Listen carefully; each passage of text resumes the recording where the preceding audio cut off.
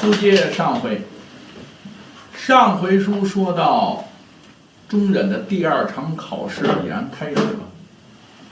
那么就在死亡森林里边，鸣人跟宇智波佐助还有春野樱说我呀要方便方便。哎呀，春野樱一听，当个女孩子你怎么能说这话？快去，走远点，走远点。这样佐助跟春野樱俩人等着他。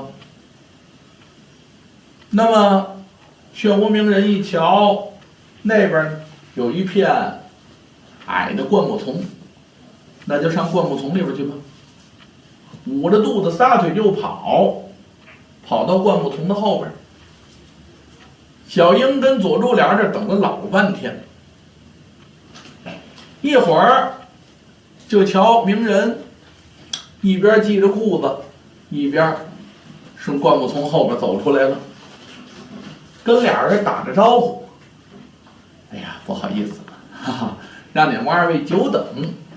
行了，咱们走吧。”行说着呢，可就来到切近，赶在江然走到佐助和小樱的面前，突然间就看这个佐助啊，一扬手，照着鸣人这脸上啊，咣，就是一拳。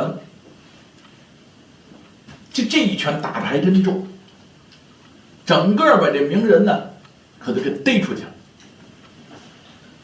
鸣人一时站不住身形啊，噔，扑通，被佐助这一拳就打倒在地，给打懵了。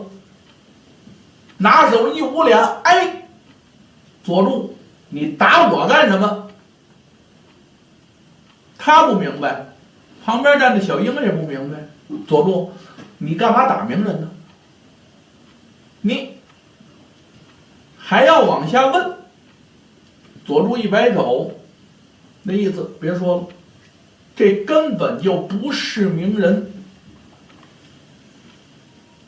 这么低劣的变身术，也在我面前卖弄吗？挨打的鸣人一脸茫然。变身术，佐助，你疯了？什么变身术？我是鸣人呢！佐助一阵冷笑，还装啊？哈哈，我瞧你不必装下去了。那么你看看，你的标囊配挂在什么地方呢？鸣人低头一瞧，自己的标囊就绑在自己的左腿之上，这不在这儿呢吗？对呀。那么这个鸣人他又不是左撇子，他是用右手打标，那么他的标囊自然而然的就挂在右腿上。你的标囊怎么会挂在左腿上了呢？佐助这个观察力那是很强的，一般人生活习惯人都清楚，这人要是左撇子，惯用左手，那么他手使的东西一般都放在左手边。你要是右手练惯了，这东西搁在左边，你这手拿东西那多费事，那肯定就搁在右边。鸣人怎么样啊？鸣人是右手打标，他这个标囊老挂在右腿上，不挂在左腿上。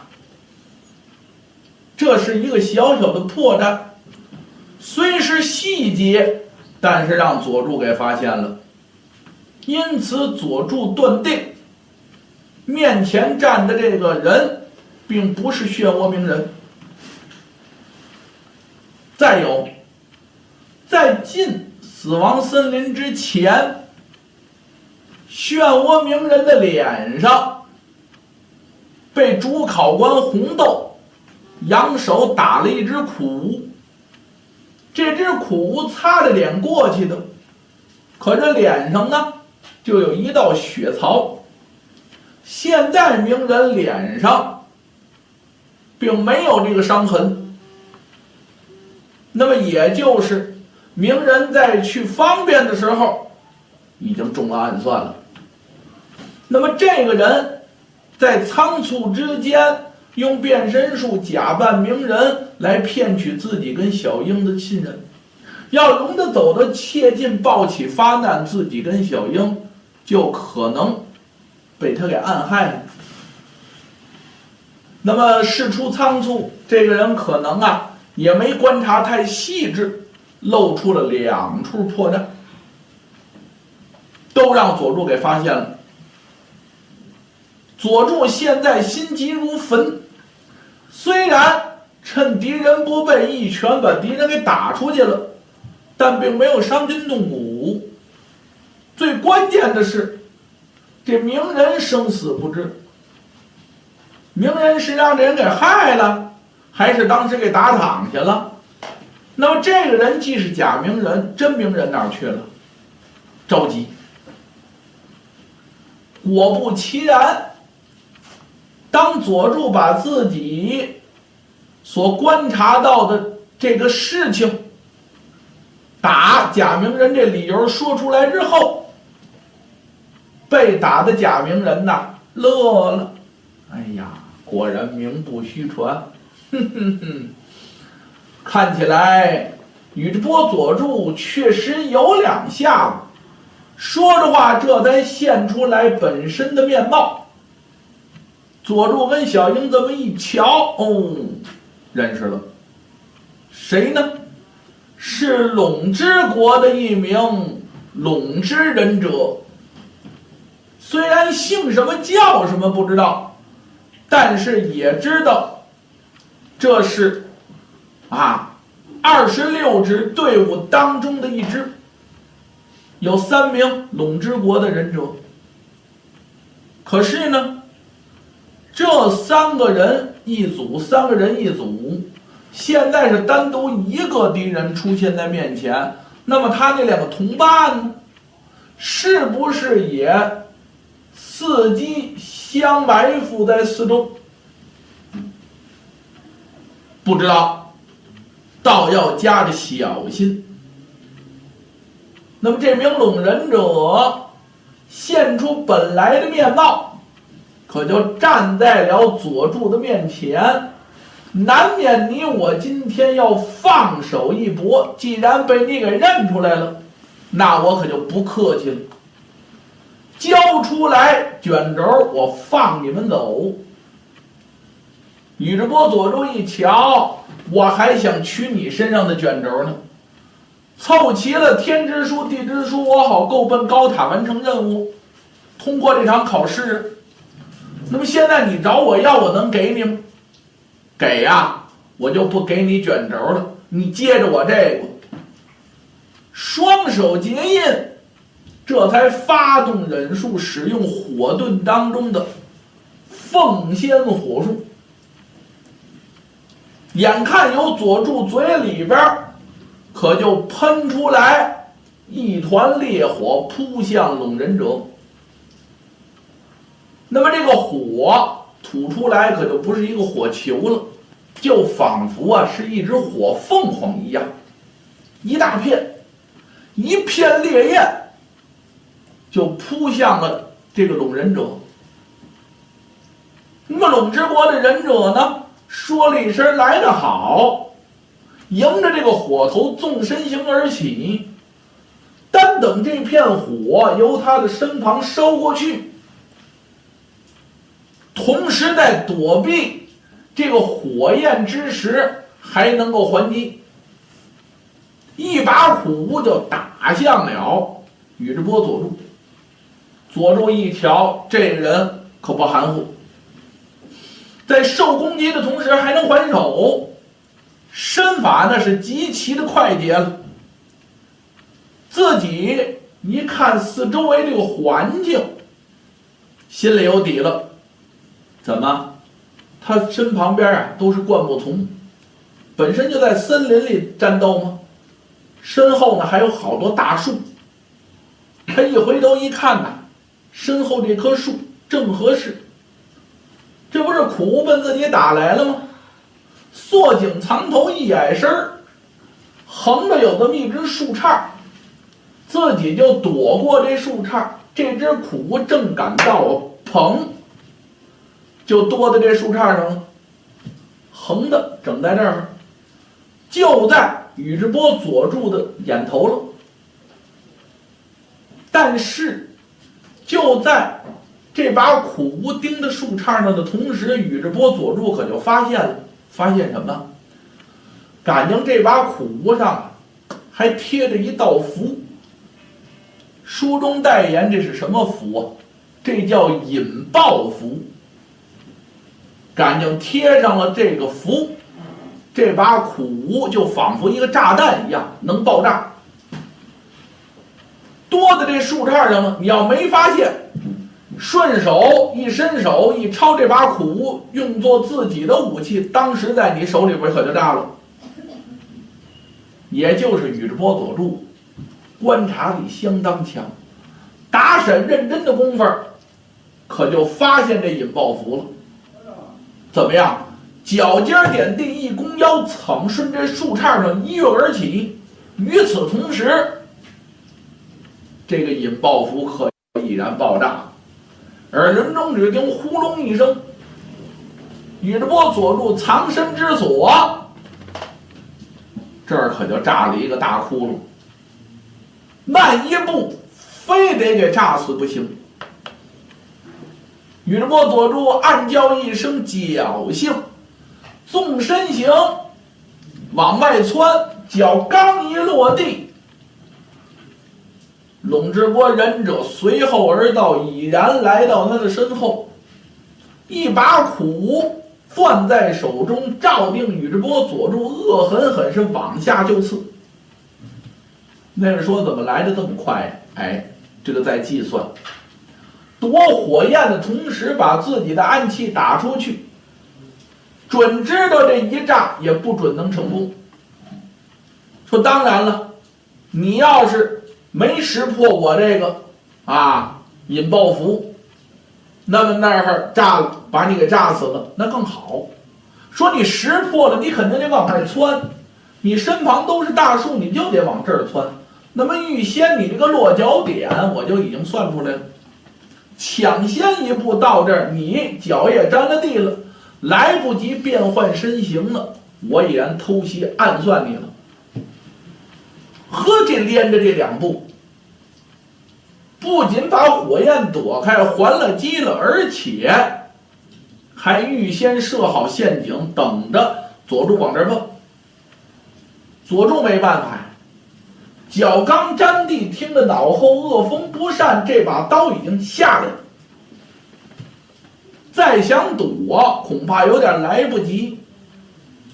正在思考如何躲这个暗器还击的同时，另外有一把苦无已然从密林深处自高而下，往下这么一打，打向谁？就打向龙之国的忍者。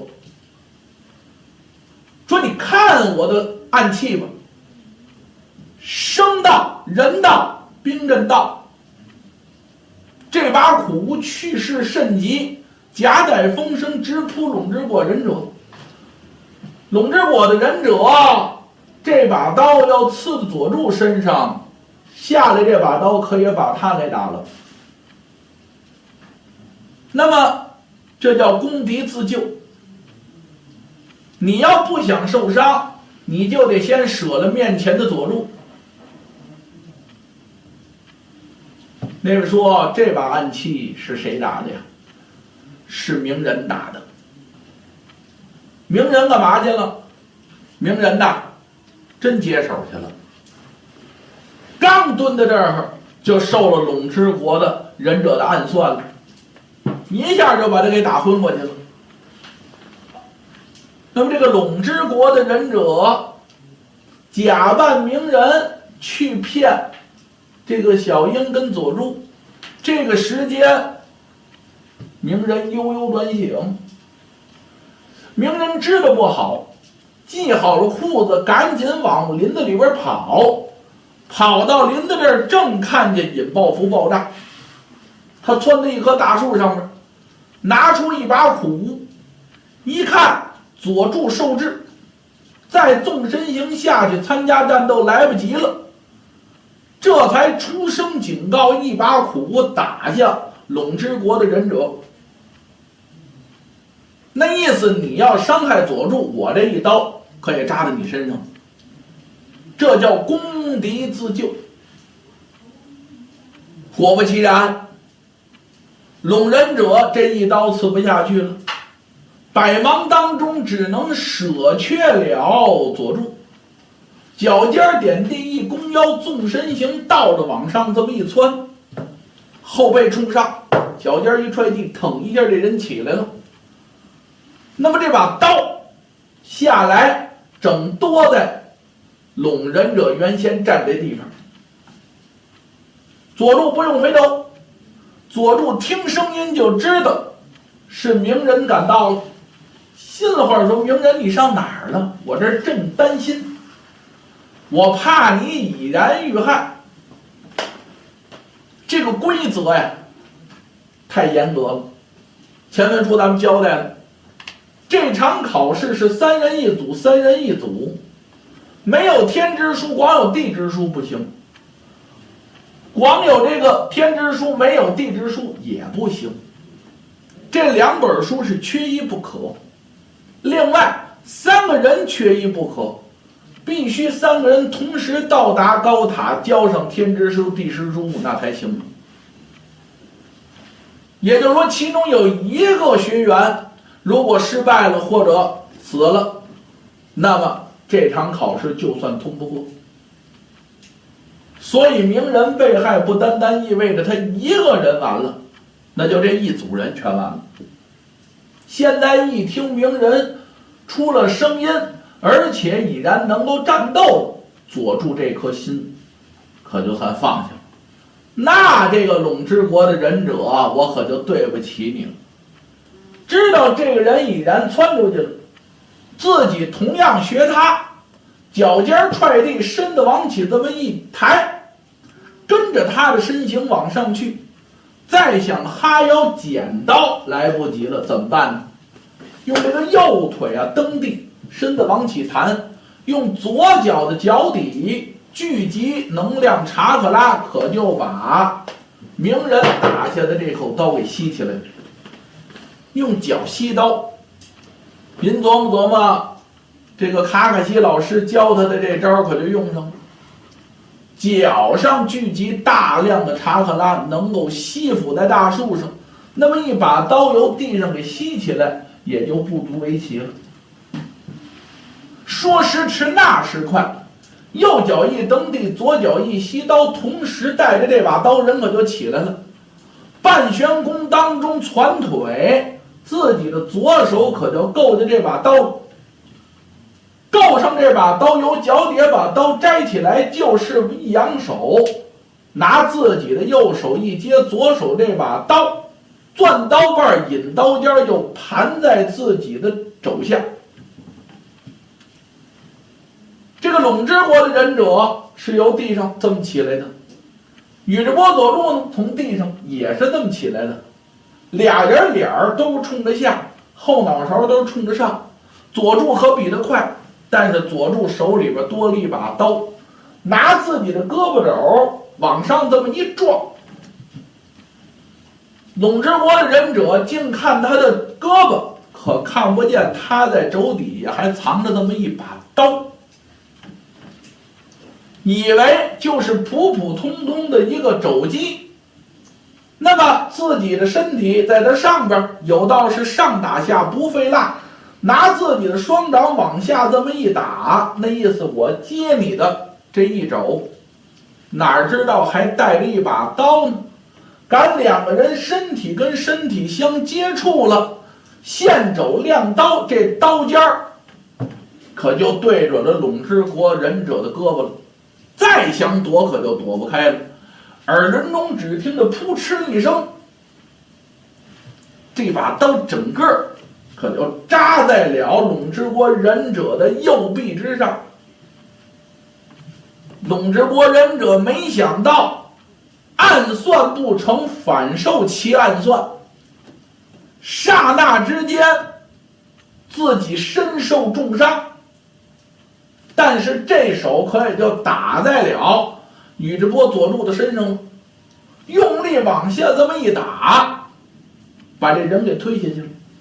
佐助借着这一拍之力，身子一掉个儿，这回是头冲下，脚冲上，往地上这么一落，就剩一股稳，自己已经逃出了拢之国忍者的攻击范围之内。回身形再瞧，哟，这个拢之国的忍者三窜两纵之下，已然踪迹不见了，愣让他跑了。地上滴滴答答有这么2行血迹，他胳膊受的伤，掉下来的血在地上。佐助一瞧，这个人可厉害呀！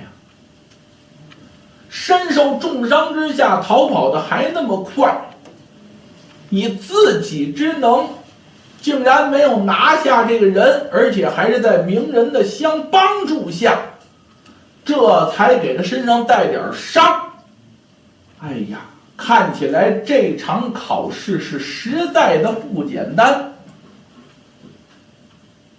这才把鸣人跟小樱都叫在自己的面前，你干嘛去了？我说了，我拉屎去了。我这刚蹲下就让人给暗算了，要不是我赶到了，刚才你已经死在他的刀下了，我又救你一命。佐助一听，哎呀，咱先别说这个了，咱仨先好好研究研究吧。坐下，坐下，坐下。说着话，3个人是席地而坐。在这密林当中，26支队伍，78个人全部都是高手。使方才这一场战斗是以3敌1，尚且如此凶险。如果3个忍者同时出现在咱仨的面前，看起来是凶多吉少啊！而且敌人善用变身术。